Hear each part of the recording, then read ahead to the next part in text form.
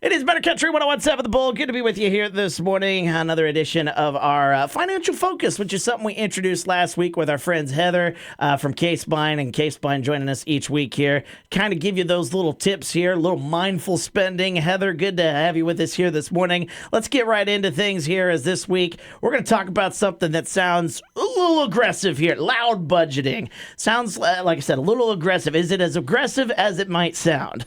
Honestly, sometimes it feels like it, but it's about being open and honest about your money boundaries. So instead of feeling pressured to spend just because everyone else is. Yeah, I mean, that's a good point right there, because everybody else, you might, in a situation where you're walking downtown, you get a text message from a friend, and you're like, hey, let's go do something tonight. And it's like, it sounds great, but might not have the funds for that. Is there something for that feeling that you might get? Oh, yeah. So that feeling has a name now, and it's called loud budgeting. Loud budgeting. Okay, so instead of saying you can't, instead of making up an excuse, you can kind of come up with something better to say so folks don't think you're just trying to avoid them, right? Right. So, hey, it's not my budget. It's not in my budget right now. Yeah, that's certainly, and it's something that takes a little bit of bravery, a little terrifying for some, and it's a very bold thing to say for folks. Yeah, at first it can be. But loud budgeting, it helps take the pressure off. So especially in a small community like ours, where everyone's inviting you to something like fundraisers, dinners, school events, and weekend plans, when you say it out loud, you give yourself that permission to protect your goals. Okay, and that's a good point there. We're talking with Heather Gerdes from Caebine here, and things do add up. Friday night games, birthday dinners. It really does add up fast. It's kind of wild how it does. It does. So exactly, loud budgeting. It sounds like I'm skipping eating out this month. I'm saving for a vehicle, or I'm packing lunch this week so I can save for an emergency. Yeah. I'm doing coffee at home, but I'll meet you for a walk downtown. Just those small things right there. And that last one, it's just not overspending. I think that's a very important part right there. Yes, for sure. So that's the point.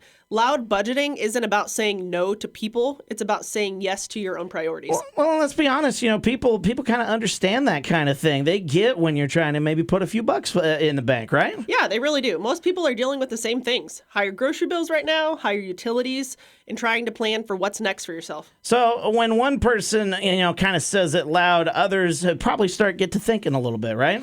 Yeah, thank goodness someone said it first. That's right. And it's a very Midwestern thing, wouldn't you say? Yes, it really is. And at Caebine, we see this every day. Members want to do better with their money, but they feel like they have to keep quiet about it. Yeah, but that's nothing to keep quiet about. No, you're saying it shouldn't be something that folks should keep quiet, right? Not at all. Whether it's building a budget that works for real life, refinancing into a lower payment, or just figuring out where your money's going, we are here for those conversations. Now, you don't have to have it all kind of figured out when you walk in, right? You guys be able to help out, right? Not at all. You do not have to have it all figured out. That's our job. We're local, we know the community, and we understand the pressures that come with living right here. So when you do get those text messages, maybe from the group chat saying, hey, let's do something there, what should be the next step then? We need to try a little loud budgeting. Yeah, saying with a little confidence, right? And say it without guilt. Yeah, that's certainly a good idea right there. Heather Gerdes joining us here. Heather, anything else you want to add before we let you go here today? We just got that challenge for the rest of the day. Yes. Try a no spend Wednesday. See if you can get that 5 p.m. without a single impulse purchase.